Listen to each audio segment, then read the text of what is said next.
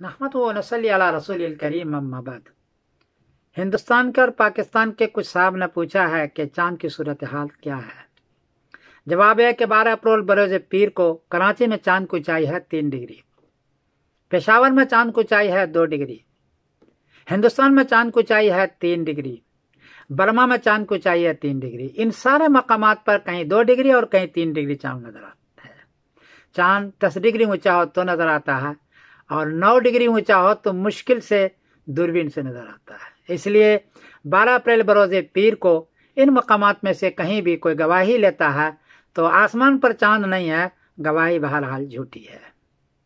13 अप्रैल बरोज मंगल को कराची में चांद की ऊंचाई है 14 डिग्री, पेशावर में चांद की ऊंचाई है 13 डिग्री, हिंदुस्तान में चांद की ऊंचाई है 14 डिग्री, बर्मा में चांद की ऊंचाई भी है 14 डिग्री। इसलिए 13 अप्रैल को बहुत ही साफ नजर आएगा चांद और 14 अप्रैल बरोज बुध को पहला रमजान लाजमी तौर पर होगा, ये तय है। मैं समीरुद्दीन कासमी बोल रहा हूँ मैनचेस्टर इंग्लैंड से। अस्सलाम वालेकुम रहमतुल्लाह।